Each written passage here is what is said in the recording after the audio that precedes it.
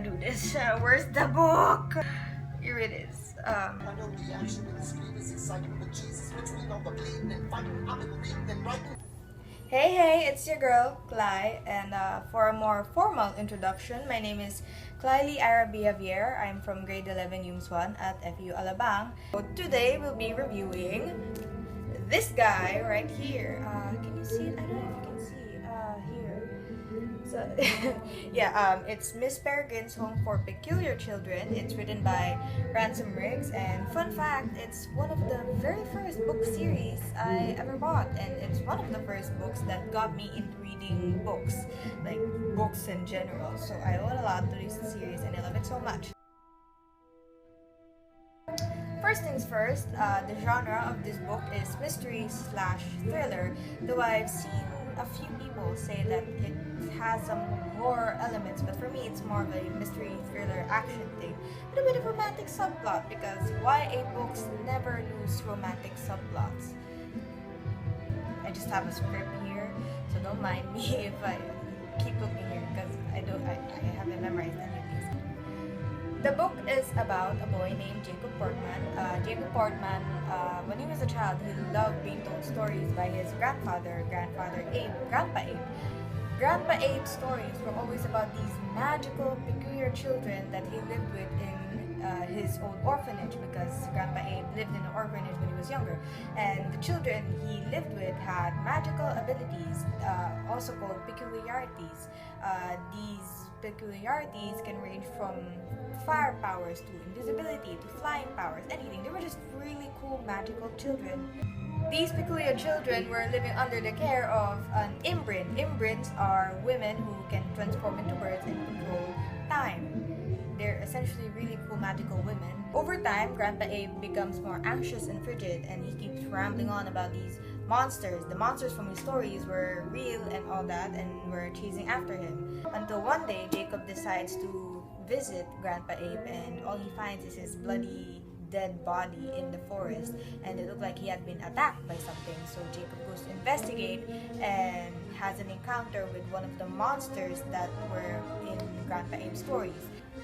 A few months pass, and he decides to find closure, like seek closure about the whole deal with Grandpa Abe and his past. So he actually goes to Carenum Island to find the orphanage that Grandpa Abe was raised in.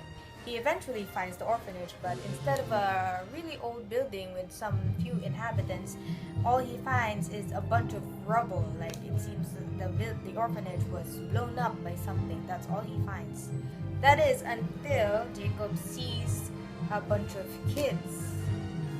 The children then lead Jacob into this cave-like place, which turns out to be a time portal that transports them back to September 3rd, 1940, which is the year where World War II was still rampant. There he learns about Grandpa Abe's past and meets Miss Peregrine, who explains everything to him. His time loop is what is keeping them safe from the outside world, because of their abilities, they're seen as monsters and treated with so much discrimination. Big shocker. And besides that, it also keeps them safe from the Hologasts and the Whites, or the so-called monsters that were after Grandpa Abe. Hologasts were a result of a failed experiment made by a group of evil peculiars called the Whites.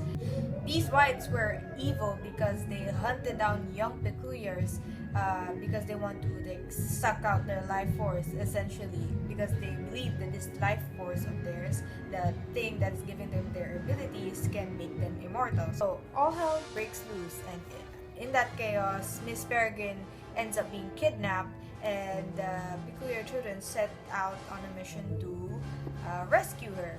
And after she is rescued, they find out that she's unable to turn back into her human form, because when she was kidnapped, she was in her bird form, which was a peregrine, of course.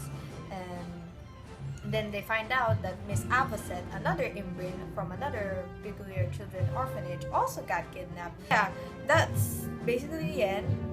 They set out to find Miss Avocet and warn any other peculiar children of the remaining Whites that were still after them, and find out the real reason why they were hunting young peculiars, and the reason why they wanted to gain immortality so bad. And yeah.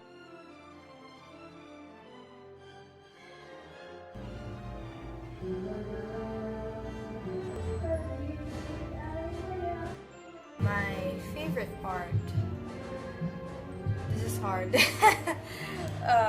I really love the last part, like the last part, legit last part, where the whole Whites and Hologas chaos thing finally ends, or so we thought.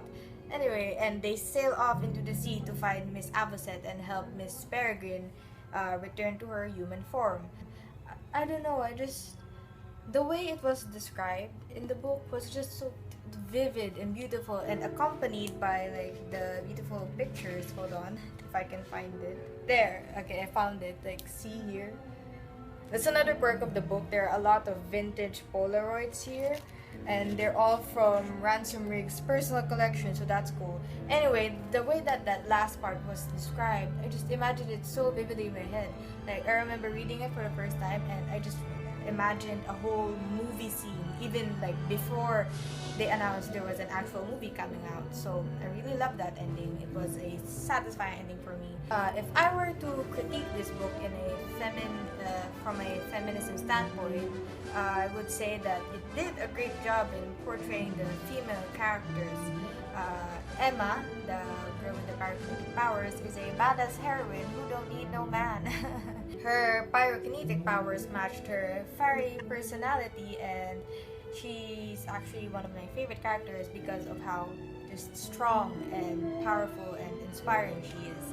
And not to mention, Miss Peregrine is also a badass. She's so cool. She can turn to a bird and has time powers, man. Like, these women, the female characters of these books are so powerful, and I love that so much. From to Ransom Riggs. I can't express into words how much I love this book, but I will try. This book was beautifully written, as I said while I was describing my favorite part, because you can really vividly, the way Ransom described the setting and the characters themselves, it was just so vivid.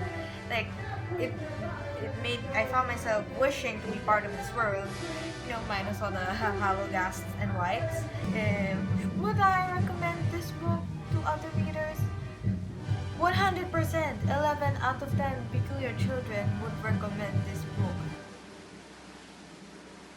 For me, 21st century literature is the new age. We've always had a history of using literature to spread messages and share ideas and bring attention to social issues. Us Filipinos especially. This has been even more amplified in this era. Like, more and more brilliant and driven people are turning to pen and paper and publishing their own works to share their ideas and share messages and bring awareness to a lot of social issues that would normally been brushed off if it hadn't been for their literary works.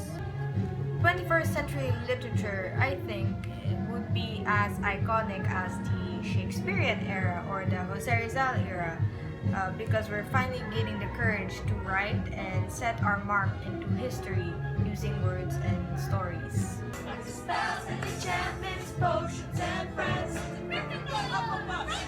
Slytherin! Oof. Here we go. My experience in this class was wow. It's easily one of the most memorable experiences I've ever had. I learned so much from this class. Every lesson was super fun. I would find myself smiling and laughing about something. Bonus points if it's something literary related. And one of the main reasons why I enjoyed this class so much is our brilliant and amazing teacher, Miss Camille Faustino. Hi, Miss. Shout out. It was just a lot of fun. I'm gonna miss it so much. That's it. Till next time, nerds, and remember to watch Goyo on Netflix or you will be trialed and hanged for treason.